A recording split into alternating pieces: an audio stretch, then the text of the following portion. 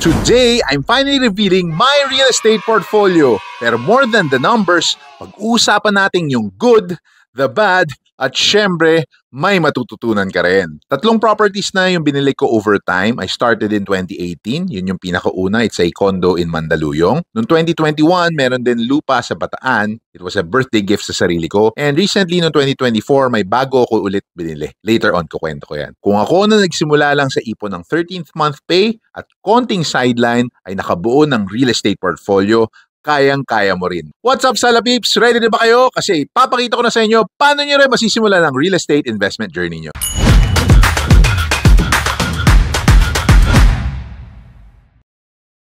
Bakit nga ba real estate ang bibili nyo? Out of all of the different investments, may stocks, crypto, business, bakit ito ang isa sa mga pinili ko? Unang-una, alam nyo naman na mahilig ako mag-invest sa stock market, mutual funds, and different businesses. Pero iba talaga ang real estate. One word lang ang masasabi ko, stability.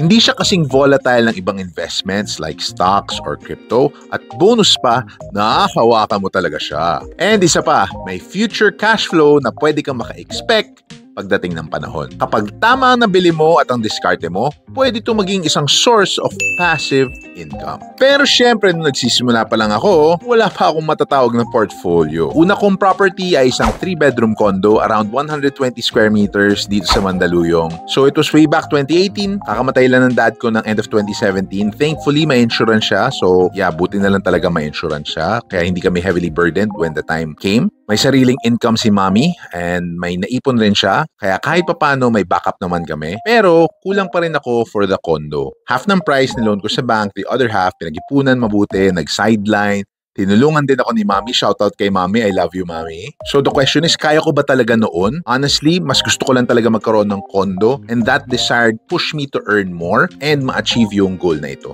So sample, kung 2.5 million ang loan mo, nasa 21 to 23,000 ang monthly amortization for 15 years. Imagine niyo yun. Tapos may car loan pa ako na halos 20,000. Kaya medyo maskip talaga yung margin for error ko. Pero syempre at the end of the day, kinaya ko naman kasi gusto ko talaga siya and I really wanted to have my own condo. So naalala ko pala, no, hindi pa pala kasama sa kasyunahan namin ang documentary stamp tax at withholding tax and lalabas pa to ng 1.5% and 6%. Kaya buti na lang pumayag yung seller na ma-delay ng 1 month. Salamat ulit, Mr. Seller. No, so unang-unang lesson for me is hindi kailangan perfect ang first property mo. Ang mahalaga, makapagsimula ka lang. Maraming challenges to start, pero at the end of the day, kung gusto mo talaga, you will find ways. So when I was looking forward to growing my portfolio, na punta po tayo sa 2021, I was looking for different stuff as a gift. Yes, so I decided to give me a birthday gift on 2021, lupa sa Bataan.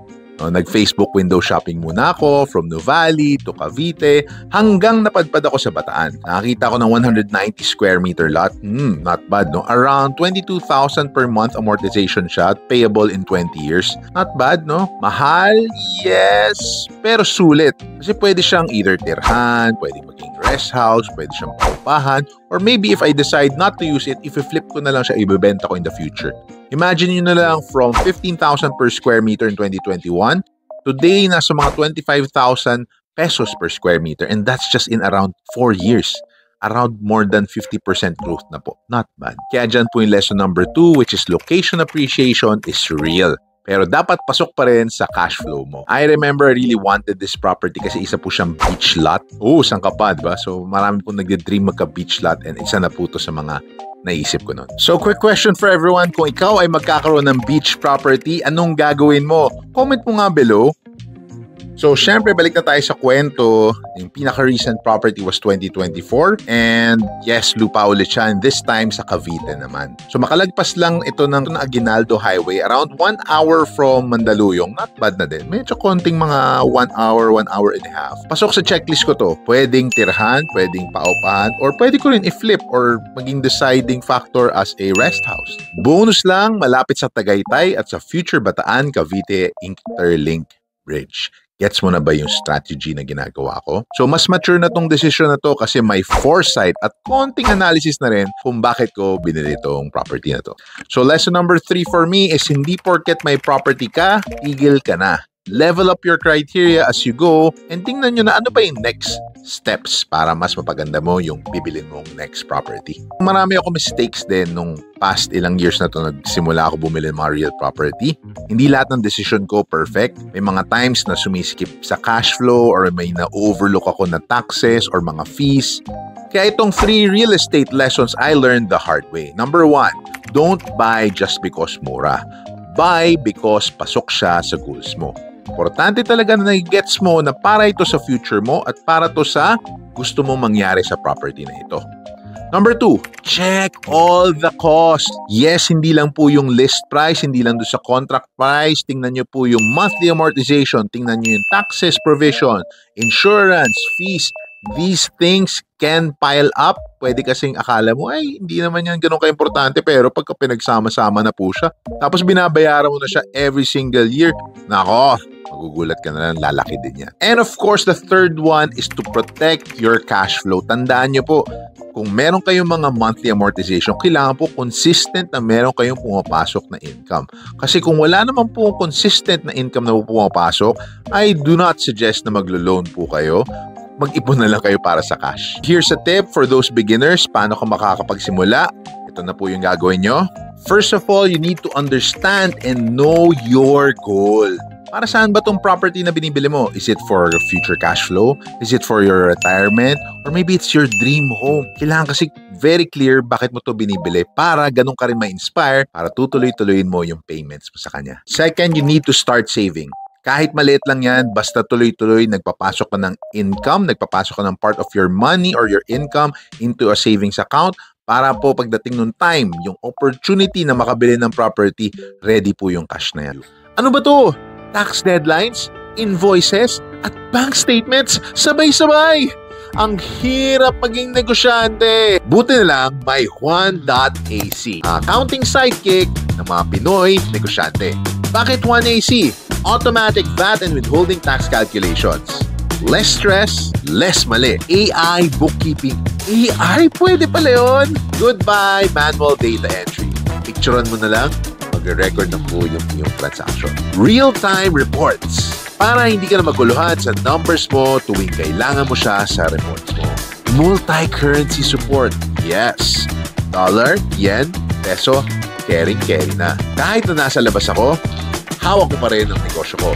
Thanks to Juan.ac. Juan.ac ay supercharged tax compliance and bookkeeping accounting software. Juan.ac, accounting and tax compliance, supercharged for SMEs. Check the description below for my own personal link. Here's another tip. Study the location where you're going to buy. Kasi different property types din yan. Crucial na, oo, if it's a condo, if it's a house, or maybe it's a townhouse, or maybe it's a house and lot, it depends po yan talaga. At depende rin po yung pag-increase ng price sa location kung nasaan po siya matatagpuan. Malapit ba sa mall? Malapit ba sa convenience areas? Malapit ba siya sa mga rising na mga entertainment areas? Malaking factor po yun. Tandaan nyo po, if natatayo po siya sa malapit sa mall, most likely tataas din yung presyo niyan in the future. Don't forget to explore financing types from the bank, from Pag-ibig, from in-house developer terms. Kasi you wouldn't know, baka mas okay pala sa bank, baka mas okay pala mag-Pag-ibig, or maybe mas okay pa pala pag in-house financing. Hindi po kasi ito katulad ng kotse na mas mahal pagka in-house. Pag real estate investments, it actually depends kung ano available dun sa construction company, sa Pag-ibig at sa bank. Be very open sa creative financing strategies available. Meron yung mga co-buyers, meron kang friend, gusto yung bumili magkakasama, or maybe yung mga delayed payments. Tingnan nyo kung ano yung mga provision, may penalties po ba? And also check kung meron mga rent-to-own options. This is a viable option to do kung wala ka pa nung outright cash para mabili yung property na to. So mga salapips, gusto ko lang ma-remind sa inyo na real estate isn't just for the ultra-rich. Ang pinaka-importanting investment ay yung una mong hakbang or the first step you need to take. Kahit maliit lang, basta consistent, darating ka rin sa point na dating pinapangarap mo lang. This is JM Ang and this is Simplified Finance. Kung gusto mong matuto pa about real estate investments, adulting money tips, subscribe na. Most likely makakatulong din yung next video na to na nakapila, so check nyo na lang. See you in the next video.